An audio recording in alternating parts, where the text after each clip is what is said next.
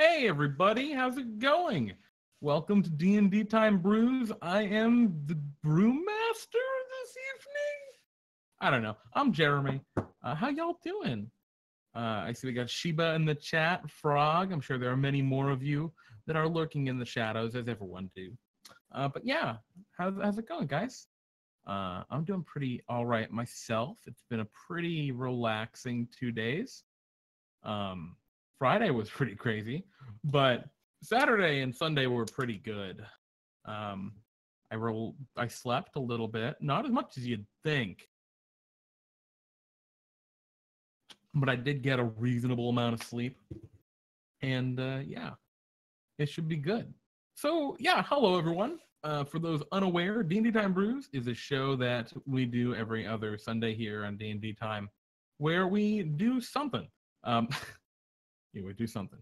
We homebrew some sort of content for Dungeons and Dragons. Usually that might be like a race, a class, magic items, that kind of stuff. But today I wanted to do something a little different because I don't have my co-host Pete. Usually Pete's also here. And yeah, I wanted to work on an adventure, like a DnDTime adventure. And this is going to tie into how we're going to be working on stuff in the future, actually, but we'll tell you a little bit more about that as time goes on. Yeah, so chat, I see we got a lot of questions in here, mostly Sheba. Hello, Sheba. Have you recovered, Sheba, from Friday's DnDTime? Because I think you were there the whole time. When you're solo streaming, do you still count down out loud? That's a great question, Sheba. I did for Friday. I didn't this time. But I did. Just out of habit on Friday. It's a very bizarre thing to hear myself being like, all right, 3, 2, wait, I'm the only one here. And then go, anyway. But yeah, I definitely did count down to the scene change to the intro. But a few of us were still up till 7 a.m. Yep. Yeah. Yeah, that was a pretty crazy night. But you know what? It was a lot of fun, too. And speaking of crazy and fun, that's what we're going to try and do today. We're going to try and make a DnDTime-esque adventure. There's no promises that I'm going to run this in Pete and Jeremy's D&D time. I'm just going to put that out there right here, front and foremost. But I might. I have no reason I won't. We'll see how it all turns out, how I feel about it. And not every adventure is right for every group, so that also can kind of tie into things. But yeah, it's going to be a lot of fun. I'm going to kind of talk through my process a little bit. I've got this blank Google Doc open. Let me just give it a title. And yeah, we're going to kind of work through it, come out with like what notes we might need as we're going. I've got our monster manual and all of that good stuff ready if we need to access like monster stats or anything like that. So it should be a lot of fun. Hopefully we'll have a really cool adventure by the end of it. But yeah. So I figure, chat, as always, chat, please chitter and chatter away. All of your comments, all of your thoughts. I'd love to hear all that stuff. And if you have any questions, feel free, even if it's totally unrelated, just let's have fun and make an adventure. But yeah, so making a DnDTime adventure. So I don't have any notes for this. I'm just going totally off the dome because I've been doing this totally off the dome for about 2 years now. Pete and I started Pete and Jeremy's DnDTime. I think it was the first week in June in 2017. Yeah, shit. So it's been a while now. And it's a lot of fun. I love doing it. For those unaware, we do 3 1-hour, you all know, 3 1-hour adventures. They're more like 2 hours every Friday, featuring our viewers as random groups, different every time. What's the fastest you've made an adventure from scratch? Shiva asks. Man, the fastest I've ever made an adventure from scratch. It was that Pocket Creatures night that Pete I mean, I've like, don't get me wrong, I've totally, off the domed adventures. That's happened before. But I think one that like I tried to make into a cohesive thing that fit within some kind of framework was for the Pocket Creatures event. Pete told me, I think 5 minutes before the stream was starting, that his adventures 1 and 3 were going to be about pocket creatures. And I was like, oh, fuck, Pete. You've just thrown this upon me. I.e., how many times did you completely make an adventure during game 1? Yeah, I mean, it happens sometimes. Infrequently. In DnDTime, for the show, we use music pretty heavily. We use music cues. And so it's rare that we put stuff off too hard because we like to have fitting music. That's just kind of what we have to do here. Hello, Creality Live and Maddie Morgs. How you guys doing? Maddie Morgs, DnDTime Bartholomew Rad, Maddie, oh my, and oh boy, all the emotes, wonderful, beautiful emotes. So Creality saying, so remember when I said I've never been to the Feywild before during DnDTime Talks? I just went to the Feywild the first time last session. Oh, that's awesome, Creality. How'd it go? Tell me about it. I'm very interested. I feel like every player and every dungeon master does the Feywilds different. Some really go on that like fantastical whimsy and they really stick to it hard. Others tend to go a little like darker and they have more dark whimsy. It's the field of whatever, of like they're walking through the forest and they come upon a clearing just filled with bones and an eerie music playing from a stump in the middle or something, and they're compelled to dance and they'll dance till they die or whatever. That kind of weird stuff. I've seen the darker Feywilds too. Very interesting. I'm wondering, so what direction did you end up going in, Creality? What happened? Or creativity? Creativity. My apologies. I can't read because I'm bad at reading. But yeah, so the DnDTime Adventures evening. My thought was we would start. We'd come up with like a very rough concept and then kind of hash it out because that's usually how I go. I'll just come up with some task or some mission or some kind of pivotal event and roll with that and see where it ends up. I like discovering the adventure as I kind of plan it out. And I also like to think of like, well, what could the players do in various situations? What are they likely or unlikely to do and how to react to that? And of course, obviously I'm talking about DnDTime Adventures. Short, 1 to 2 hour one-shots. They're goofy, they're fun. But this same kind of process could totally work for just about anything. It could work for one-shots if you want to run a goofy 1 or 2 hour one-shot. It can work for more serious adventures, too, if you want something a little more serious. It can work for even just one-offs during a campaign. Let's say you have a week where, not everyone can make it to the campaign and you still want to play D&D. Well, this is a really good kind of process, is these very modular one-shotty kind of games to work with. Creativity got to Feywilds by reading a book and being engulfed by some vines. Uh-oh. I hope you can unread the book and get out. You encountered a giant, befriended him, and then was kidnapped by an eagle. Oh no! Wait, you weren't like taken away by an eagle. You were expressly kidnapped. Like, did the eagle send a ransom note? In the Feywild, like that could be it. I don't know. Like that could have happened. Did the eagle just fly down and take you away, or does it want something? Yeah, right. So, it just took you away. Oh no, Creativity! I hope you're okay. Was that the dramatic cliffhanger to the session? You're being carried away by a giant eagle. She was saying, would it be good just as a sort of side quest or part of a main quest? POA module style. POA Princess of the Apocalypse. Is that what you were going for with POA? But yeah, I mean, honestly, I'm kind of downplaying this because the process that I go through to create these adventures, at least for my sides of the adventures, you can do anything. Like, you can do these anywhere. It doesn't matter. Prince of the Apocalypse, actually, Sheba just brought up a great example. That book is filled with side quests and side missions that players might stumble upon.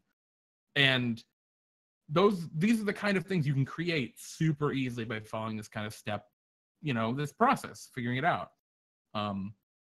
It shouldn't be too bad. And you'll find out as we kind of go through it that it's not that hard. Pretty much anyone can do it. It doesn't really take too long. We've set aside 2 hours for DnDTime Brews tonight. And I want to really sit down and walk you guys through it and figure it out and explore and discover what this adventure is going to be with you all. But once you get the hang of things, you can whip these up in 15 minutes and they're really good. If you have an in-person, a live group, or if you use Roll20 and you really want to get into the weeds with making maps and things, that can take a lot longer. But yeah, I'll walk you through my step-by-step process of how I do it. And Pete does it a different way, and everyone does it their own. Creativity, yes, it was. Oh no! I am currently cowering in fear. Yep, me, a 7-foot-tall half-orc, in a bird's nest somewhere. Oh no! Creativity, we gotta be careful of the baby birds. The baby birds are the most terrifying. They'll eat you. But I digress. Let's talk about this adventure we want to run. So, creativity. I like this idea of a person trapped up in a bird's nest. And so maybe that's the adventure. You have to rescue someone who's been carried away by a giant bird.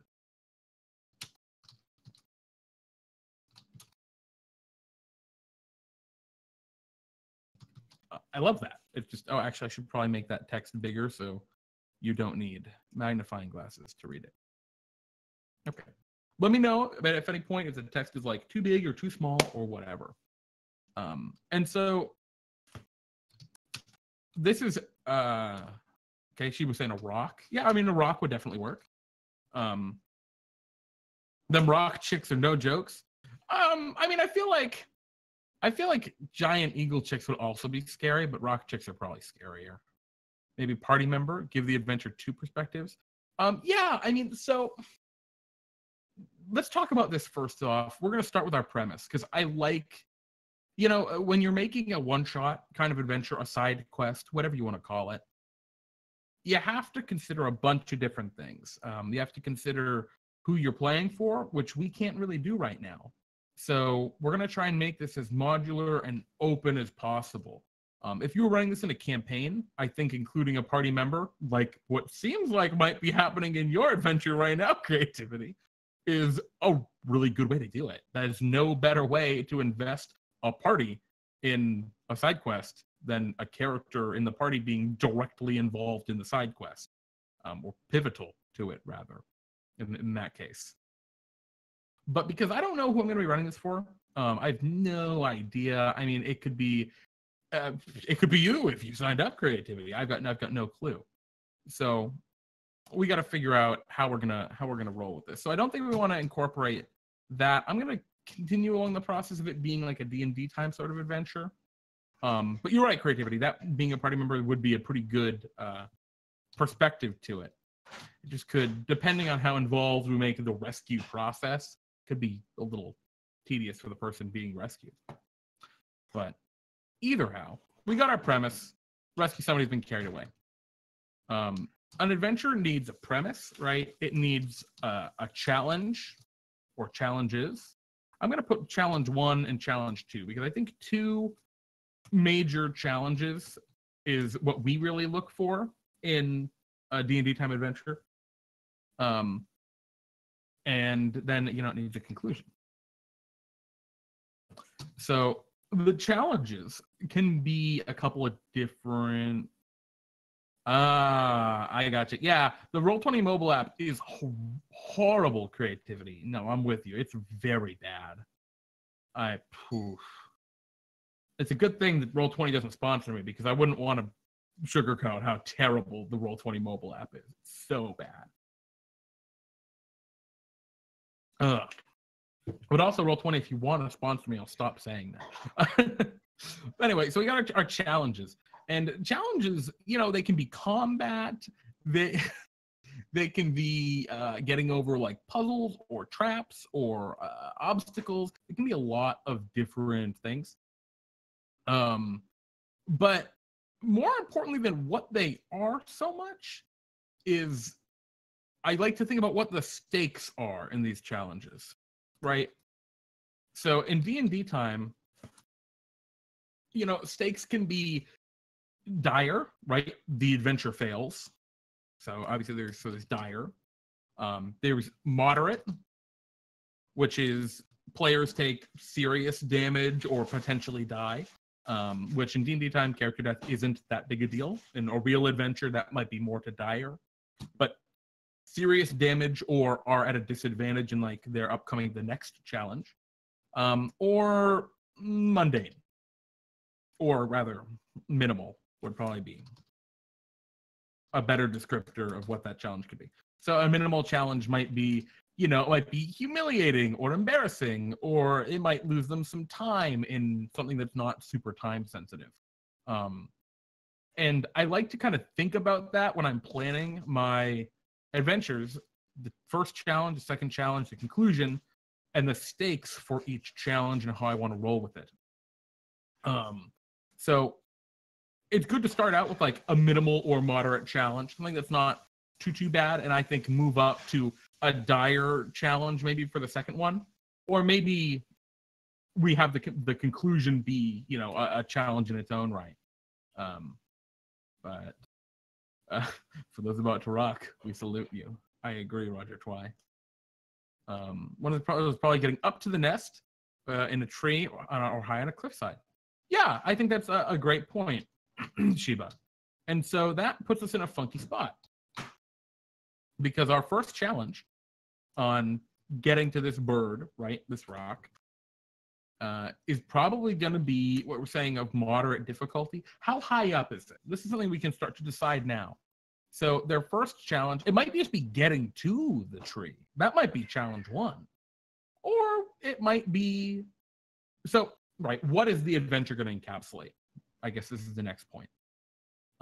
Is the adventure climbing the tree to get to the bird's nest? Is it traveling to the tree, climbing up the tree, and then climbing down the tree? Right? What are our challenges really going to be? Is a big battle with the rock the dramatic conclusion? Maybe. So let's start thinking this through. I like in DnDTime, I generally prefer if the context, if it's like pretty straightforward. So in like a full-fledged, like I'm building a one-shot for people to play in, I'd probably have the first challenge be getting to the tree. Maybe that would involve tracking down the rock, finding like clues or signs that it has been through areas, talking to people, and there'd be like social aspects to it of how can you get the villagers to tell you where the rock is or find out where it is or whatever. And maybe they don't know what the rock is and whatever. I guess the point is figuring that out. That would I have be a first challenge. But for DnDTime, because we try to keep things real snappy, ow, my finger, to about 2 hours. Yeah, let's stick with a fairly, well, we're climbing the tree. So the adventure is not rescue somebody who's been carried away. It's climb a tree to rescue someone who's been carried away by a giant bird. And is currently trapped in the nest. Cool. So, what's our first challenge? We got several challenges to go through while figuring this out. And we also need to start thinking about, now that we're really addressing the challenges, do we want skill-based challenge, like strategy, or like, I guess, is it like a puzzle, or is it a combat, or is it something like that? And I think starting with like a puzzle is nice. And I think having another like another pretty straightforward one. Maybe like we'll call this one a moderate challenge. We can do that like a social thing. That's interesting. I don't know what the social thing is going to be, but we can definitely come up with some sort of social challenge. Is this Blackwing? Or otherwise, how do you sprinkle in your named monsters and NPCs? I don't know. I mean, sometimes I don't think it's a Blackwing because Blackwing's dead. They murdered him. But when I'm running adventures, if I'm running a campaign, I will sprinkle in NPCs, where they're really necessary. But in D&D time, with our kind of named NPCs and enemies and things like that, generally that would come up at the very beginning, I think. Usually, not always, but when I'm coming up with a premise of what I want to do for the adventure, I think of, all right, so for example, last Friday, for the weird time keys adventure with Lemick. My premise to that was Lemick pretends to be Roger to get the adventurers to get him these things. Pretty straightforward, pretty minimal, and the whole adventure hinged around that premise, right? That was the adventure. And so, that wasn't like sprinkling in a Lemick. That was making him important. And in D&D time, I think we want to try and make characters important in our adventures when we can. Every so often, there'll be a character like Asbjorn, who's a friendly frost giant who lives up in the Candy Mountains, and we'll use him, or I'll put him in there just because the players are up in the Candy Mountains, and maybe because some of the characters know him. Right? They already know this character from a previous adventure, and that's why I'll sprinkle them in. He was obviously not pivotal in the most recent adventure that he with the Oromp Lormpa, I think I called it. But yeah, generally speaking, if I'm going to put in an NPC, it's because one of the players know them or something else. So in this situation, right, maybe this person who's being rescued, maybe this is an NPC, right? Maybe this is the Trash King, right? Or maybe the Trash King's vizier. And this whole thing is in the Trash Kingdom, so it's not climbing a tree, but a mountain of garbage. And that totally reconstitutes what the adventure is. Maybe it is, what's his name? Pharaoh Froggenhoppen has been carried away out in the Baradak Swamp. The little grung Pharaoh, and he needs to be rescued. And that changes everything. What are these puzzles and challenges going to be? The social challenge in this puzzle in that case. Have challenge 1 be figuring out where the nest is, talk with nearby townsfolk, and try and track the bird. Yeah, creativity in a... we could. I'm just worried, because there's only one outcome to that, is my worry. And in a longer term adventure, right? If I were planning a 4 or 5 hour one shot with people, I'd absolutely do that every time.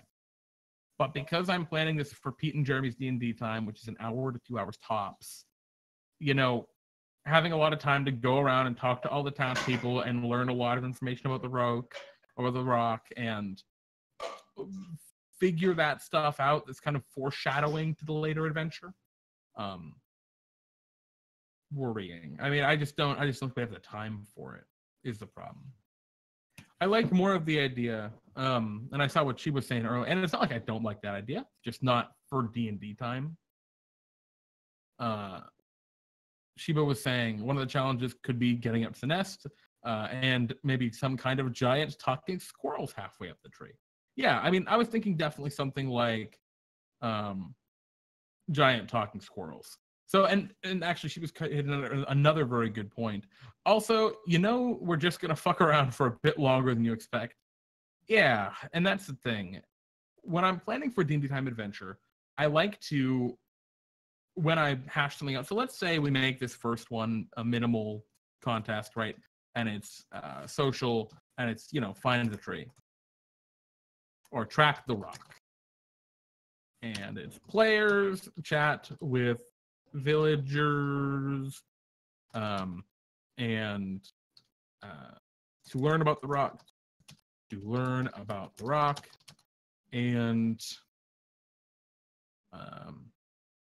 track it to its nest. Once I have a challenge figured out, this is the first thing that I'm going to kind of push them into narratively in the adventure.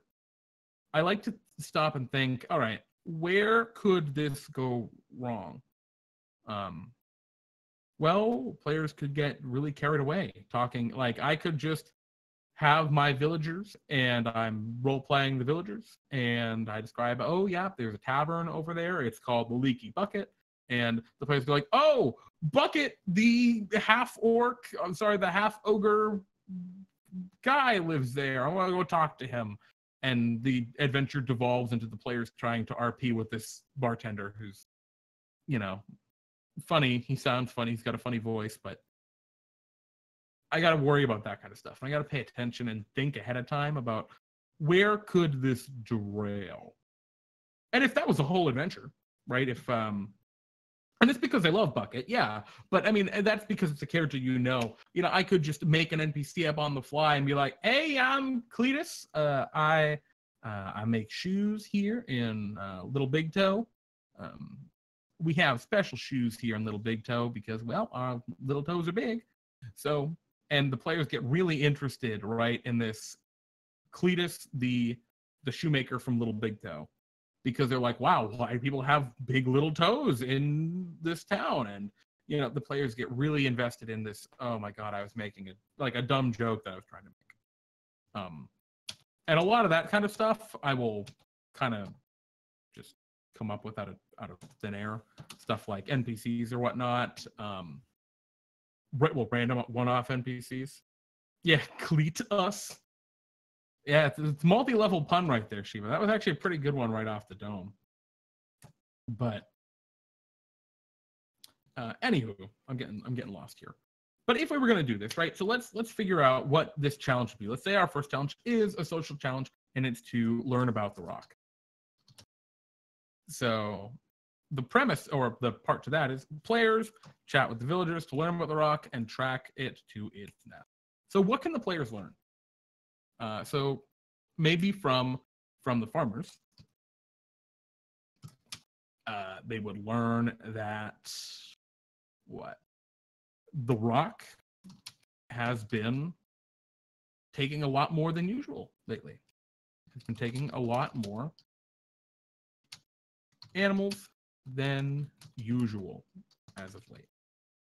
And this could mean a whole bunch of things. I haven't decided what this means. We don't know what it means, because we're coming up with these symptoms, and in the end, we're going to have our conclusion, which is going to try and synthesize all of these symptoms that we come out with, and into one cohesive thing. So farmers being a lot more animal, or the rock being a lot more animals. What's another thing the players might learn about the rock? Oh boy, you gotta throw your cousin in the dryer? Well, I hope that cleans them off real good or dries them out.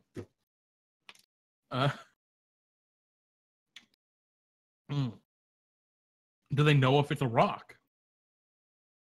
That's a great point.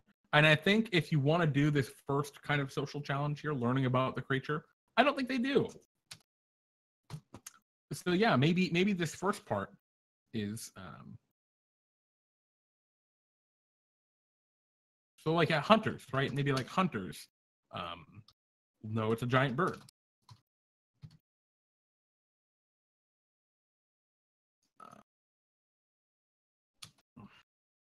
We're going to change it to a giant flying monster up here in the premise. We know it's a rock because we've decided it arbitrarily. We're going to say, and must be saved. And then we can add in parentheses, currently trapped in the nest. So this is stuff that people will know, right? They'll know that someone got taken away by a giant flying monster and needs to be rescued. But the players off the top won't know it's a rock, and they won't know that the person is currently trapped in a nest. That was taken away by a giant flying monster. And I think you want to be a lot more vague in right here, if you're going to have this first minimal social whatever, where the players learn information. So maybe the hunters, if they bother to talk to hunters in the town, know it's a giant bird. Farmers know that the rock has, or the creature has been taking livestock. Say livestock.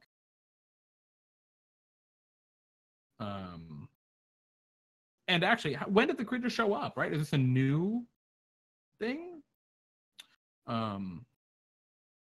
Or rather than creatures been taking, livestock have been disappearing.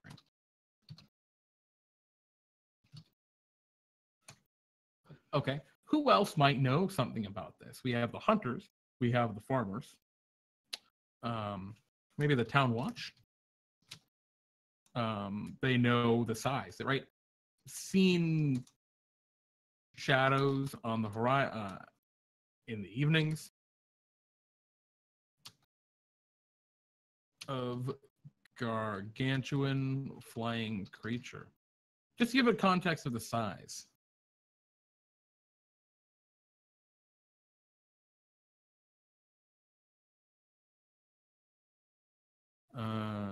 If they can see one of his droppings, yeah, that's another thing.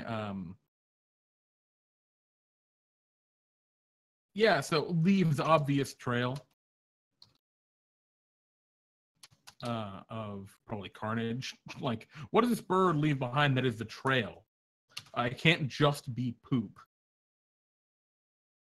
Or yeah, maybe the town watch scene. Not to get okay. Rather than give a context of size here, what we'll say is they've seen a gargantuan shadows in the evening of a gargantuan flying creature on the horizon, and they know it's off in the forest somewhere. Sure. Yeah, I mean, so we can have an obvious trail of feathers. Alternatively, players could simply come upon the giant tree and find giant bird dropping.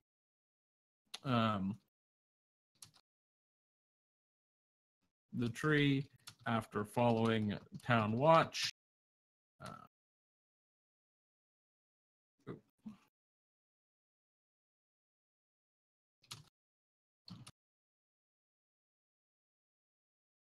cool. I spelled following. What else? Right. So obviously giant. They could use the feather falling thing.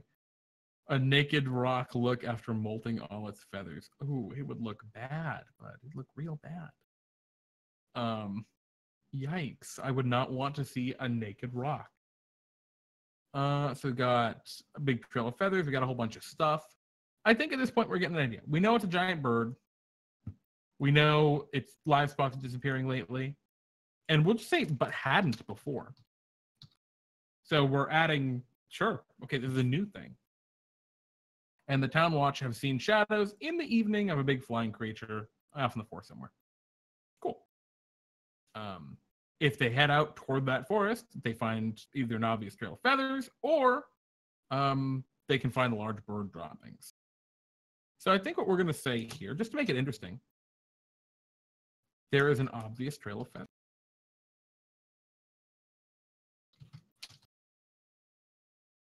Of gigantic feathers. So now we get an idea. Bird is molting. That's an interesting new topic. Why is the bird molting? And I guess we'll come back to this for our conclusion. We'll come back to it. But we know it's stealing a lot more food than it wasn't previously, and it's molting. Weird. So, alternatively, what players come across the tree. We're not going to worry about that right now. This is DnDTime. By the time they reach the rock, it's naked. Oh, boy. It's naked and trying to collect the mattresses and blankets and shit to cover up. Oh, poor rock. I mean, that would be pretty goofy. That does sound like very DnDTime. And maybe that's an option. So, I don't think this is a social challenge anymore, challenge 2. So, by challenge 2, players have reached the base of the tree with a giant nest in it, must climb, or not necessarily climb, must reach the nest is the challenge. So we have a very basic kind of adventure set up right now. Delightful. So I'm going to bold this as well.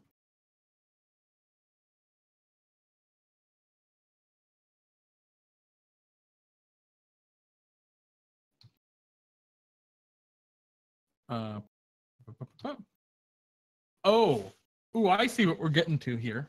Okay. So the farmers, livestock disappearing. The hunters know it's a giant bird. The town watch have seen shadows in the horizon. And it has been terrorizing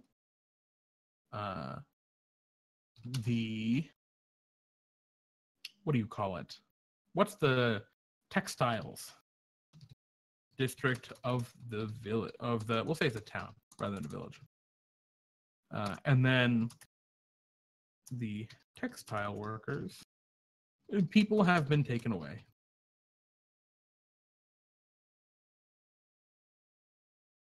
And their homes attacked. It was just stealing the ship for the wool, the sheep. Yeah, right. Here we go. We're getting a thing. It was steal the. Now here's the adventure we've really come down to. The Rock has stolen the sheep from the farmers.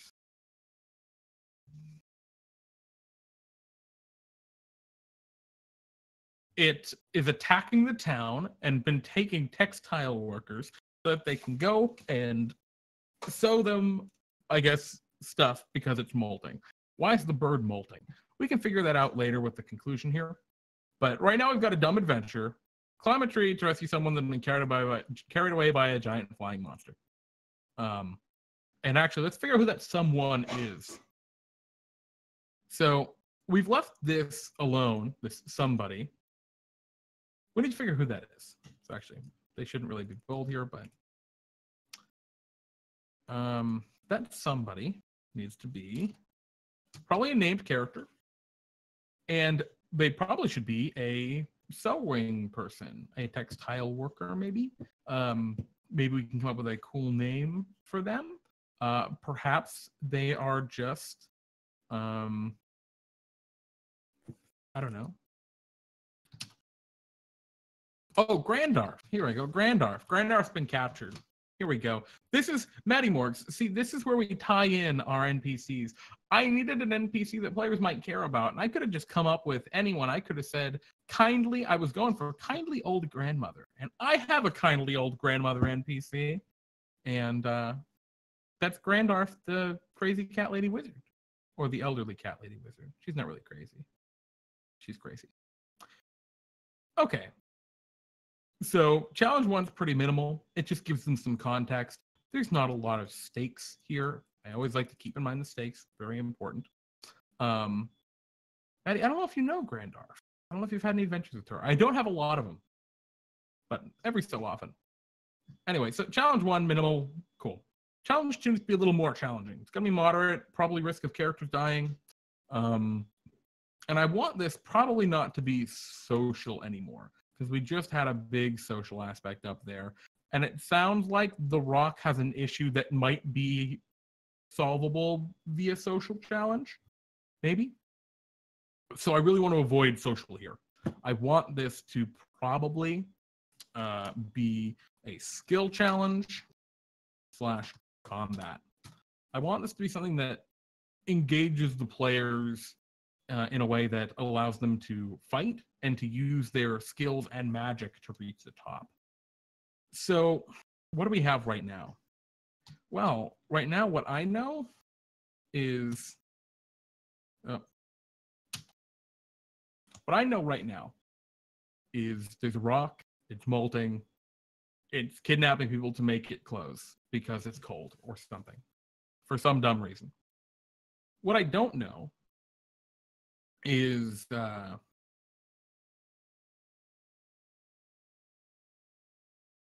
was I saying? I got confused for a minute. Sorry, guys. A little distracted. What I don't know is why it's molting, is what I was trying to say. There we go. It's not molting because a giant squirrel, Shiva. That doesn't make a lot of sense. Maybe. So maybe, actually, I think maybe we need to jump to the conclusion here. Because I think we need to actually figure this out. And this is going to be our kind of,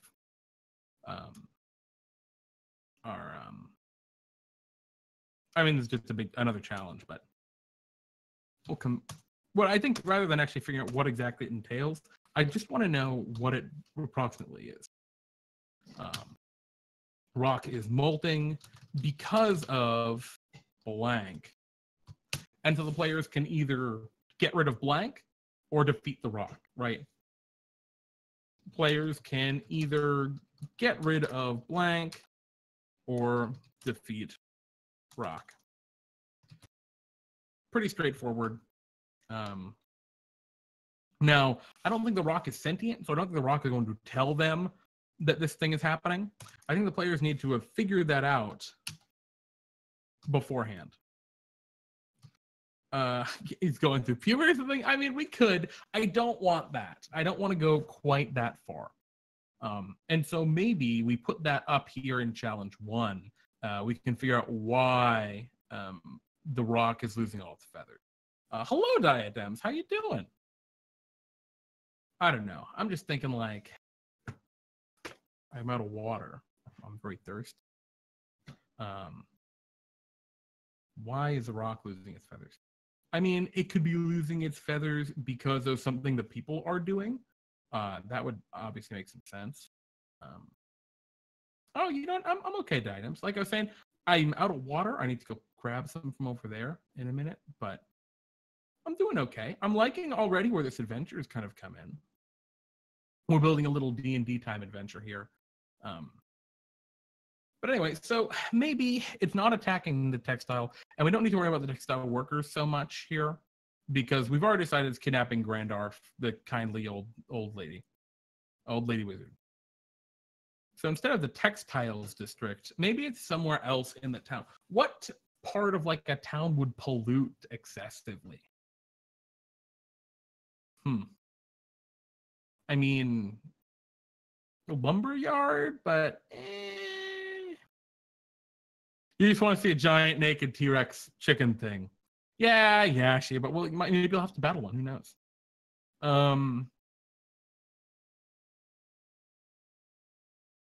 Terrorizing.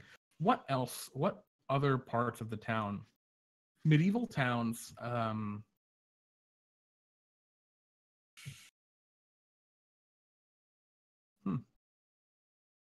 Yeah, I'm not sure. We can think about it a little bit. Maybe we'll come back to this. But I would like to have, I'm going to highlight this. I'm going to note in italics, add something to give the, so, okay, add something for the rock to attack that is causing it to lose its feathers. Well, it's a question now, right? Magical pollution thing. Yeah, okay, that makes sense. But why? Right? And how would the rock know? Is I guess the next question. How would the rock know that's a thing? Obviously, the rock is smart enough to kidnap someone to sew it a jacket. So it's kind of smart. It's not just a dumb giant bird. And maybe we should start looking at the monster manual for some inspiration here. So let me open up our monster manual. Okay, what page? What page is the rock? Oh gosh, it's continuing to scroll. All right, we're good. Rock, 260. Revenant. Rock. Okay. Yeah, that would look terrifying naked. Jeez. Is confused and trying to mate with windmills and warships. Oh my lord. I think that's a whole nother adventure, Roger. I'm not saying it's a bad adventure, but that's why it's losing all its feathers, though, because it's getting battered by the windmill. You know what? I'm okay with that. It's a little weird. But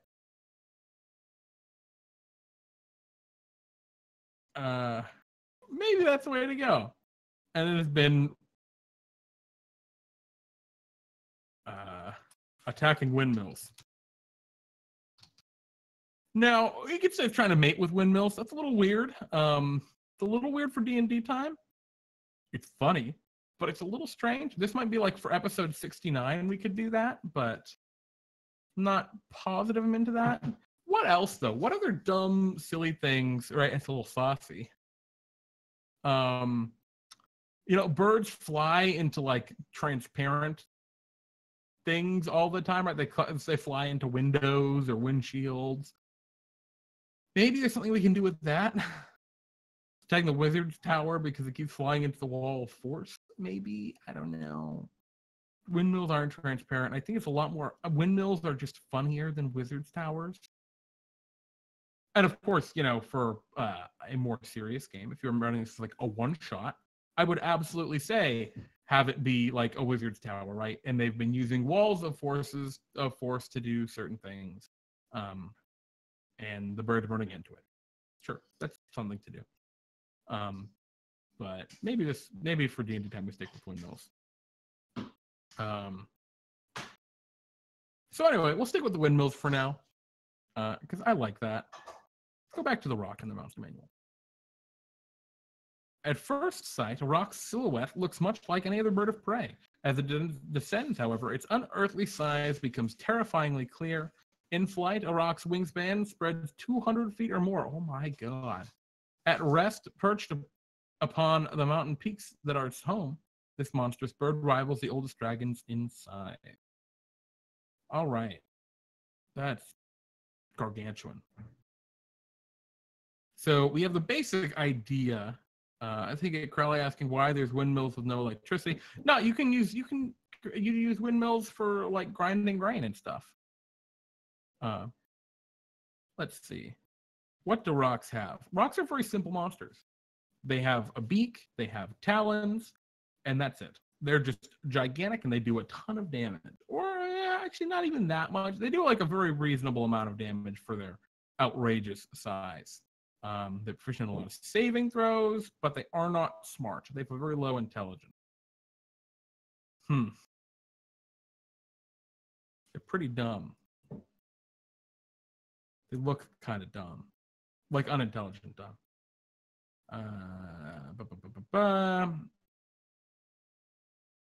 Okay. There's just a lot of like lore stuff here that I'm not really too worried about right now.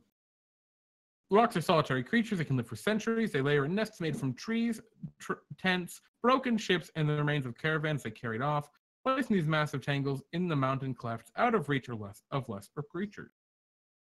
Sometimes a rock's nest contains treasures from the caravans or ships they raid, but those creatures are heedless of such baubles. More rarely, a nest holds eggs that are taller than a human, produced by the rock's infrequent mate. All right. So, if we don't want something that's 200 feet wide, maybe that adolescent rock is the way to go, like you were talking about earlier, Sheba. We'll say a huge flying creature. Now, I mean, I don't think the Town Watch know how big the creature they see in the horizon are. They just know what it is. It's been attacking windmills. Okay. It sees windmills as threats to its new domain. And I think coming back up to this premise here, instead of just rock, it is an adolescent rock claiming its territory.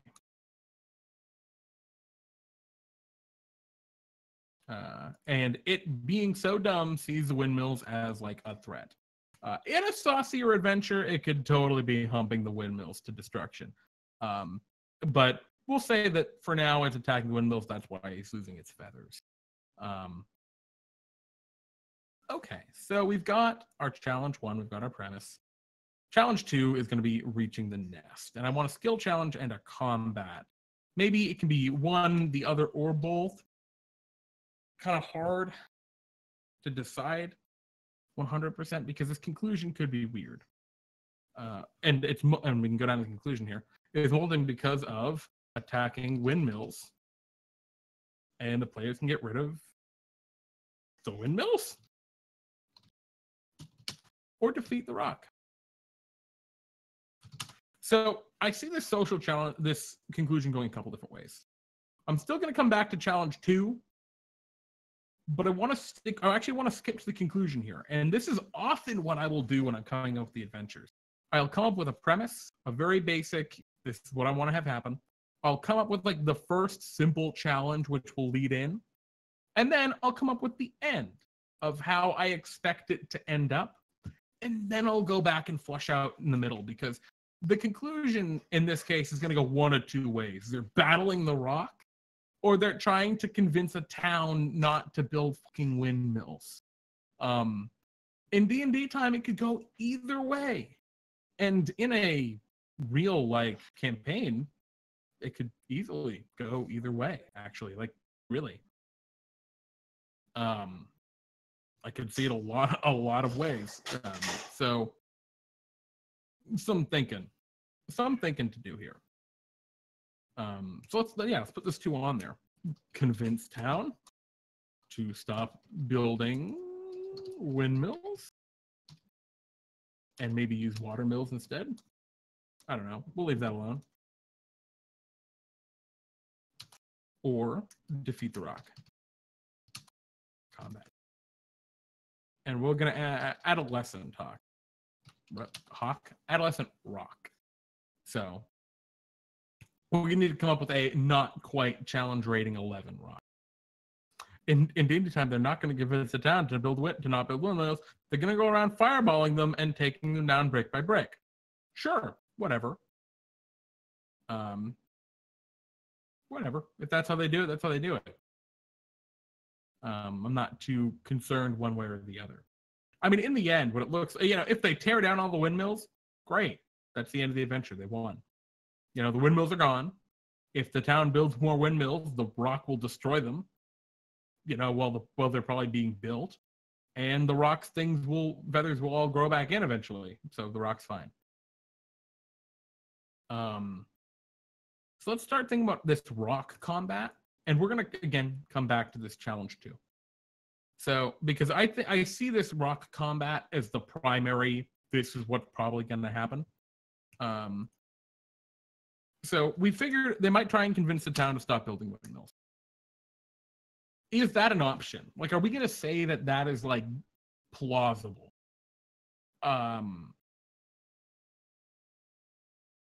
No. In a full, feature adventure, if I were going to build this out for a one-shot or for maybe a couple a short-form adventure like you might find in Tales from the Yawning Portal, those modules, maybe it would be different. Maybe there would be a river running nearby that they could use for water mills, but there is a threat within the river, and the players would have to deal with the threat within the river in order to kind of move on, right? They'd have to go in and figure out that new challenge. But in this case, I think no. I think in DnDTime, the town won't just abandon their windmills.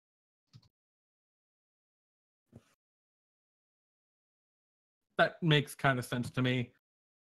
They don't have another reason. They don't have like a good reason to abandon their windmills. They've hired these adventurers to deal with the rock and to prevent it. They're not going to just stop it. And so that leads to our next kind of point. Will the party attempt to convince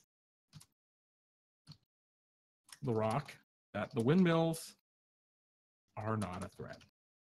I'm legitimately considering that like a party may try to do that because it's DnDTime. I don't think that players would do that in most regular games, but in DnDTime, who the hell knows? So that's a reality that we might have to face. And I think the answer to that is the rock has an int of 3. Really simple. Well, I guess as a cha of 9, a charisma of 9. So this is not charismatic and it's not intelligent. I don't think they can realistically convince this rock that the windmills are not a threat.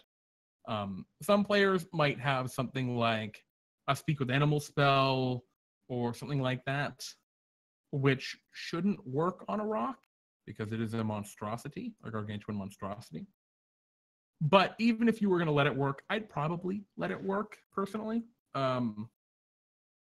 Yeah, I think it's just not the kind of deal where it's going to fly. However, because I know a player might want to do that and might pursue that, maybe that there's some kind of a benefit that the party can get by pursuing that route, right? Maybe they can scare the rock away. Maybe they can like intimidate it to leave and nest somewhere else. So I think that note in there, since the rock can't be convinced to leave, or can't be convinced that windmills aren't a threat, it could be convinced to flee the area because it is young. So this would make a very interesting encounter. I could totally see the players like sneaking and going to hide up in the windmill, waiting for nightfall when the rock attacks. And speaking of which, let's go back up to challenge 1 here. To these windmills as a threat to its new domain. And it attacks at night. There is only 1 windmill left in town. These are little details and going back and adding to things the town watch might know. And actually, yeah, we can kind of. Yeah. Anyway, we can leave this kind of stuff in there simply because I think this could be an interesting alternate route. I'm kind of concerned putting that detail in there that the party might just go to the windmill. They might. Challenge 2 is going to be climbing up to a nest. The party might just go to the windmill and wait for the creature. And if that happens, great. They scare the rock away, and then they have to go. The dramatic conclusion ends up being this challenge 2 climbing up the nest to get Grandorf, who's trapped in the nest. Sure. Anyway, so we have this kind of first chain of things. Convince the town to stop building windmills. Not going to work. Convince the rock that the windmills aren't a threat. Not going to really work. Convince, battle or scare the rock away by convincing it the windmills are a super threat. That could be done because it's a dumb monster. And then, of course, defeat the adolescent rock in combat. So let's start talking about that one a little bit because I really like to make my combats a little more interesting, a little more engaging. But before we do that, I am going to take a quick break. I'm going to get another water. And when we come back, we're going to hash out how we want to do this rock combat. I think we want to take 2 swings at it. We want one where they're battling the rock from the windmill, and one where they're battling the rock from the tree branches, like climbing up to the nest. Because I think those are 2 very different kinds of encounters that are very, very reasonable that could happen here. Can always throw rock chicks if things go that way. Yeah, I mean, that'd be brutal. But anywho, I'll be right back. Stay tuned, guys. I'll be back in like 5 minutes, and we can continue hashing this out.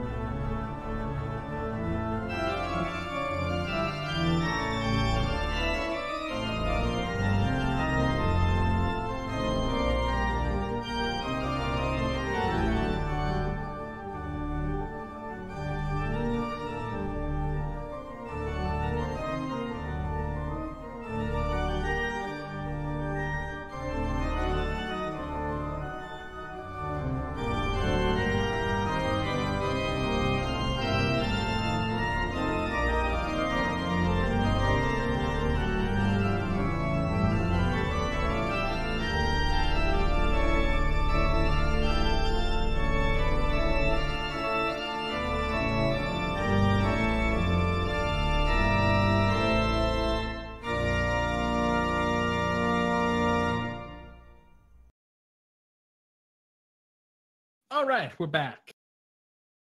I got water, so now I'm not going to go thirsty and die. Yum, yum, yum.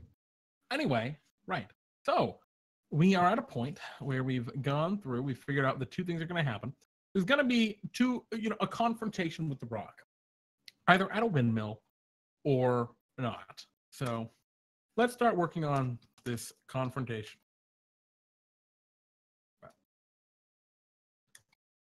Stop it. Confrontation with a rock. Windmill. So how do we want this windmill to go? And I think so. We got windmill or tree/nest. I think the first step we have to do is we have to, well, actually, all right. So big dummy of me. I just immediately jumped to two situations here, but rather than doing that, let's figure out what is the same between the two first. So we have the rock. And what are its stats going to be? This is something that a lot of, especially new DMs, don't really know what to do. Because obviously I'm not using just a regular old rock. I mean, I could, right? If this were a very high level game, I could use a rock. Let's look at those stats. What does a rock do? A rock is challenge rating 11, 7,200 XP. That's a lot of XP. And that's generally, so challenge rating and XP are how Dungeons and Dragons 5th edition tries to balance the difficulty of encounters. And I'm trying to think. I know there is in one of the books, I think it's in the Dungeon Master's Guide. I don't know what page it is. It's probably in chapter 3. Let me see if I can find it. Dungeon Master's Guide. Dungeon Master's Guide. So, where is chapter 3? And oh, I see. So that it could rock can just use a T-Rex's stats. Yeah, so that's an interesting thing that you mentioned there. Let's see. It's definitely this. So it's under probably creating encounters, page 81.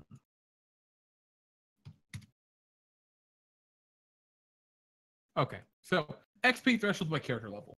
So I'm going to have 4 characters, which means I have 4 times whatever the amount here is for easy, medium, hard, or deadly.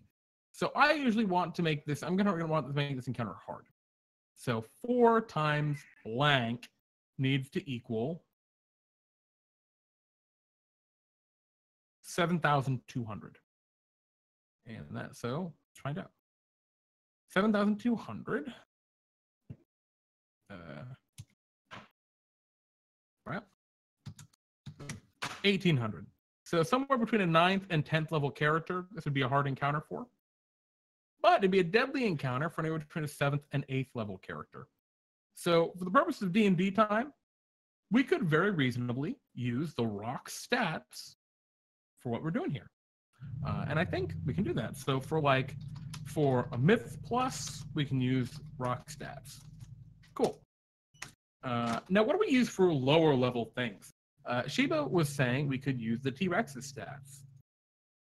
And if we find Tyrannosaurus Rex, which, oh boy, I don't know where on earth that would be. I don't know why I was just scrolling through it forever. There we go. Oh, I love the index. I wish all of their books had an index. Tyrannosaurus Rex, page 80. All right. So as we're kind of scrolling through here, Tyrannosaurus Rex's challenge rating 8, 3,900 XP. So about 1,000 XP each. Which, if we go over to our table here in the Dungeon Master's Guide, and again, this is on page 82 of the Dungeon Master's Guide under Creating Adventures. 1,000 XP each would be a deadly encounter for levels 4 or 5, or a hard for 6 or 7. So actually, stat-wise, pretty good. The question is, does this do what we want it to do?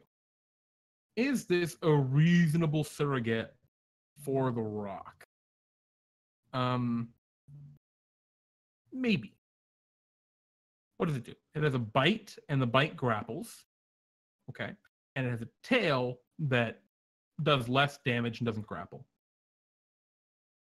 And so what I would do here is I would, and it makes 2 attacks, one with a bite and one with a tail. So a bite and a claw is how we'd probably recontextualize that. And I think that works okay. And what I'd probably do is I'd call what's bite here, I would call that the claw or the talons. And I would call this tail attack a bite. And I would use that for a rock. So I think that's actually pretty good. So that's for fabled here. And that's a really easy way to pick a lower level creature and just recontextualize it and reflavor it as a higher level thing that you need. So what do I do if I want a baby creature? Oh, and why does T-Rex work, actually, is a bigger question. Sheba knew off the top of their head to pick T-Rex, to look at T-Rex. And maybe part of it was the goofy idea of it being a big naked chicken. But it's also a matter of what kind of creature it is. A T-Rex is a beast. It is a simple creature. Almost all beasts are very simple. They have hit points, they have a pretty low armor class, and they have a lot of hit points, pretty low armor class, and they only really have melee attacks. They don't have anything special, no special magic, no other fancy abilities, maybe like a tackle or something. And the rock is the same exact way. So that's a really good way. Beasts would be a really good surrogates for rocks if we were looking for low level rocks. Ah, gosh, everything's getting all funky. Okay, so if I zoom out a little bit so I can... What else would be a good option for a lower level rock? Well, an Allosaurus. It's just like a little T-Rex. Now, the Allosaurus has a special pounce ability, right? Where it can knock creatures prone. What I would do for a very low level party is I would use this exact same stat block, except I'd get rid of the pounce and I'd say this claw grapples. Because that has been the key feature of the rock so far. So, story. And so for those who are unaware, myth, fable, and story, these are tiers that we use in DnDTime. They represent, for story, it's levels 1 through 4. For fable, it's levels 5 through 7. And no, story is 1 to 3. Fable is 4 to 6. Myth is 7 through 9. Bad big brain me.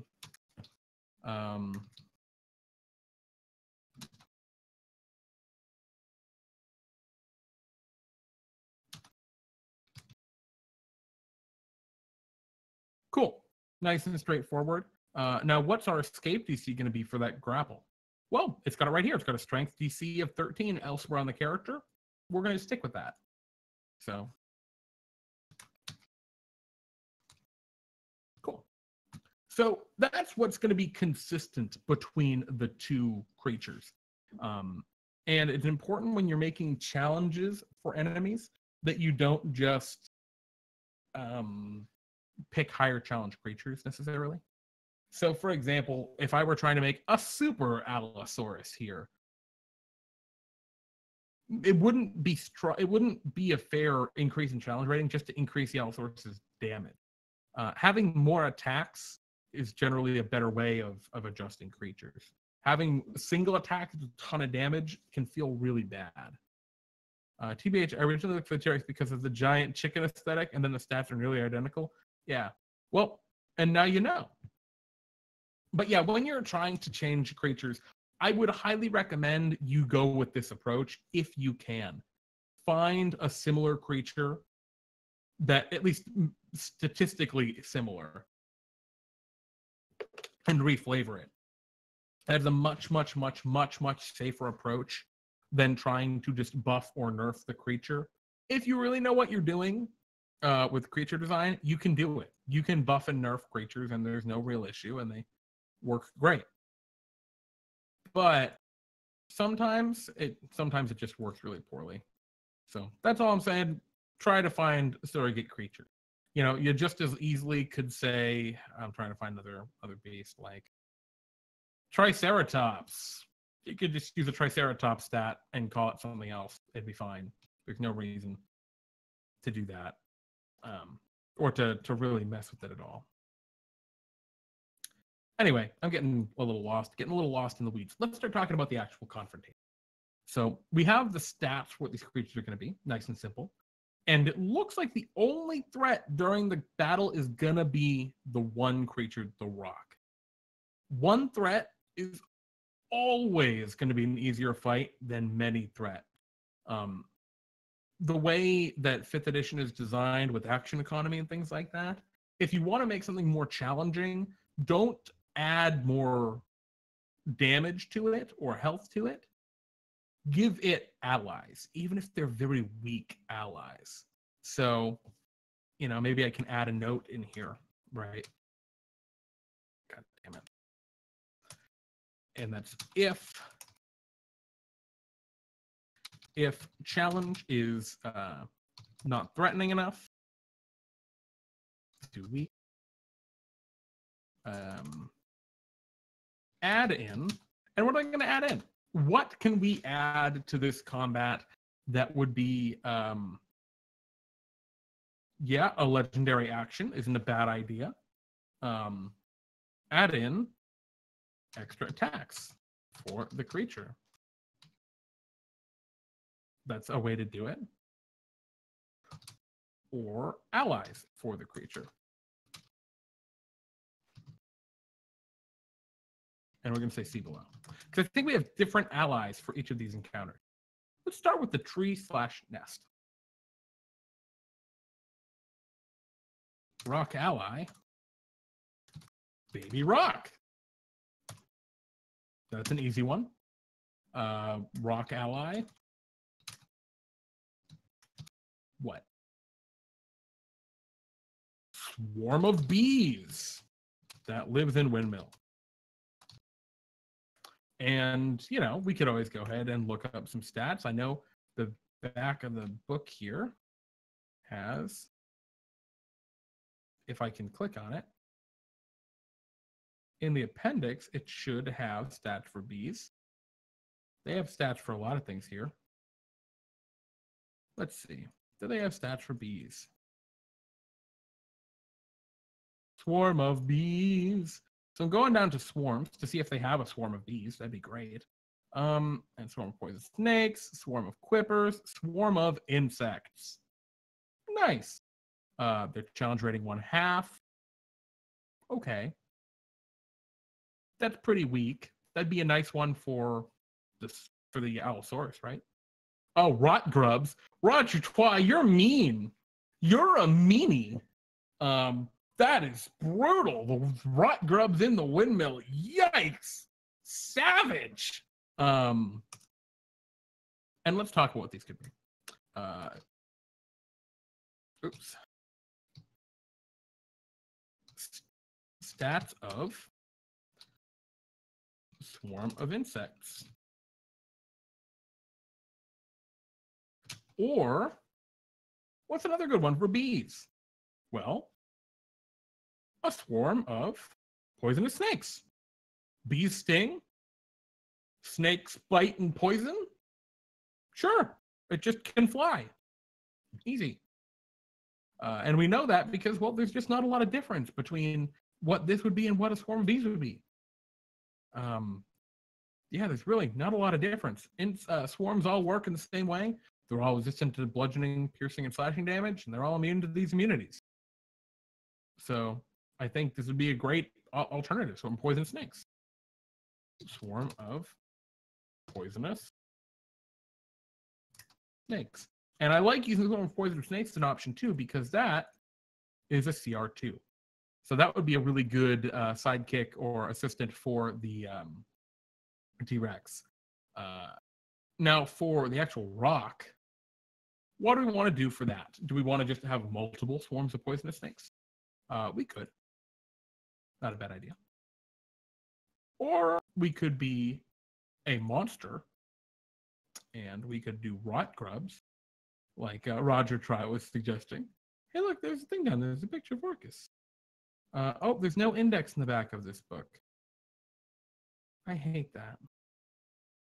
Okay, let's see if we can find rot grubs. I'm pretty sure the rot grubs are from Volo's Guide to Monsters, right? Please, no. All right, thing is laggy bad. Okay, rot grubs do not appear to be in here. What are the rot grubs from? Mordenkainen's Tomophos? They can't be from Tomophos. But I don't see them anywhere.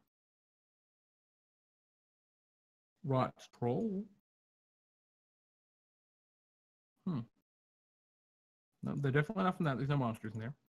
Are we sure they're not in Volos? Am I blind? Rot grubs are why they're willing to destroy the last windmill. Yeah, you know what? I think I'd just go with more poisonous snakes. Rot grubs would be vicious. I'm gonna put that on there because you want it, Roger. Just for you, I'll put the rot grubs in there. But the swarm of poison. Well, here's the thing: the rot grubs actually work. Oh, they're called swarm of rot grubs. Thank you. Swarm of rot grubs. Page 208. Now, there's a reason the swarm of rot grubs is actually a really good pick. And that is because swarm of rot grubs, they're only challenge rating 1/2. They're actually weaker than the swarm of poison snakes. But they have the chance, they can just kill you. They can just kill you if you don't immediately stop what you're doing and deal with them. And that is great because that's adding a new dynamic and dimension to the combat that the players have to engage with. And I think that's what you really want to focus on when you're creating this, what do you call it? Pinnacle, right? This climax to your little adventure. You want the ending to feel dramatic, to feel climactic, and to feel like it is threatening and engaging your players in a way that they really weren't expecting. So you know what? I think a couple of rot grubs would be really cool. A couple of swarms of rot grubs. So I think that's a really good pick. And yeah, we just do that, you know, for story, fable, or myth, respectively. And maybe it's two of these.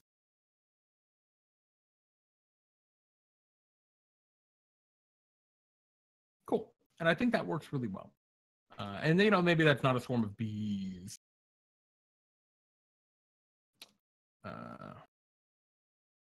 It's just 2x. We got story, or fable, or myth.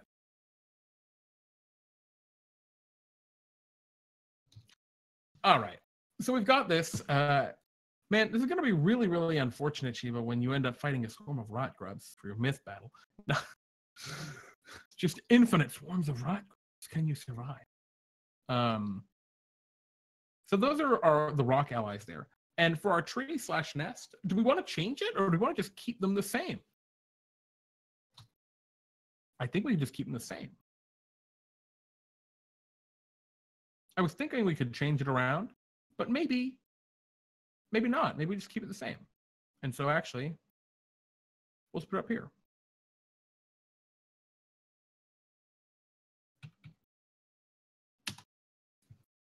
So I think it's good.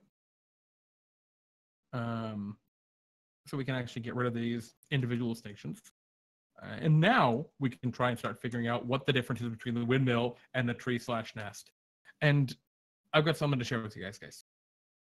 I don't know if there is going to be any difference besides the aesthetic of it.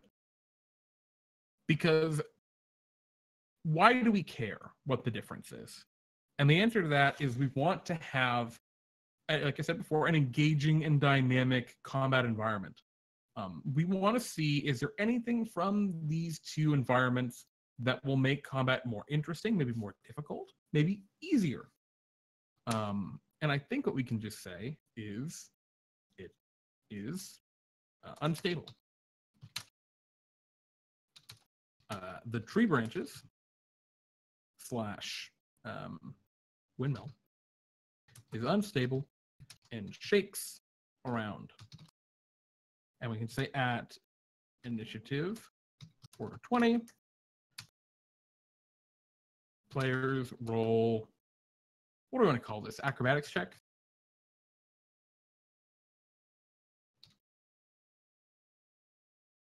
Is acrobatics the right way? Probably saving throws. Probably also dex saving throws. And we'll say, I don't know, what's a good DC? DC will be like, I think the DC will depend very heavily based on, you know, story in the fable. So it's going to be either like probably 11, 13, 15. I like to make this pretty easy because it's global. It always happens. Or maybe 12, 14, 16 would be just a little bit harder. Yeah, that seems fine to me. And you can kind of ballpark these DCs, or in the Dungeon Master's Guide, there are places where they have stuff about setting DCs. Should actually be, crap, it's somewhere in here. It's probably under the Making a Monster section. I think there's also a Threats and Challenges section. I love that Beholder, man. He's spooky. But for now, we're going to just set these DCs arbitrarily. And you can always go back and look, because it is in the Dungeon Master's Guide, information about how to set DCs for different levels of parties. Yeah, and so what happens if they fail? I think on a fail, fall prone. On a fail of 5 or more, fall off windmill / branch. So they start to fall. And what can do with that? Well, maybe the players have so fall prone on windmill / branch versus fall off windmill / branch. I like having this conditional failure. It's something that exists in certain places in 5th edition. Drow Poison, for example, has it. But it doesn't exist in a lot of places, and I think that's a huge, huge missed opportunity, because conditional failure is great. It gives a lot more stakes to, like, falling prone. That doesn't matter if you're, you know, at initiative order 19. All right, I stand up.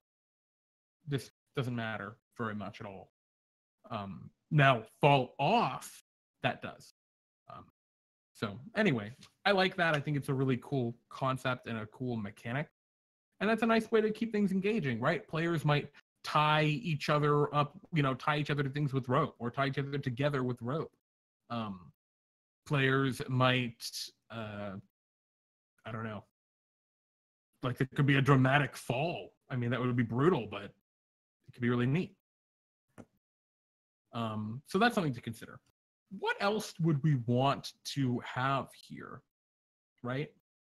What else do we want to include that makes this threatening, that makes this encounter interesting? And the answer is a player ally. Because sometimes you need a player ally. And I think that's going to be Grandarf. Now, Grandarf is a wizard, so what can Grandarf do? We don't want your player allies to ever be, I'm sorry, not ever. If possible, you don't want the player's NPC ally to be killing the monster. You don't want the NPC ally to be fighting the fight for them, because that can feel bad. But supporting them is a really good thing. So maybe we can pick out a couple of choice spells that maybe Grandarf has. That would be really neat. That could help players out. And the player ally would only really happen if necessary, right? We don't want to just immediately throw in a player ally at the very beginning. This is just something Grandarf might be able to assist them if things are a lot more difficult than we maybe anticipated. Okay, so here we are. We're getting close to spells. Yeah, Goodberry, except it's baked treats. Sure, I mean, we could do something goofy like that for D&D time. I'm fine with that.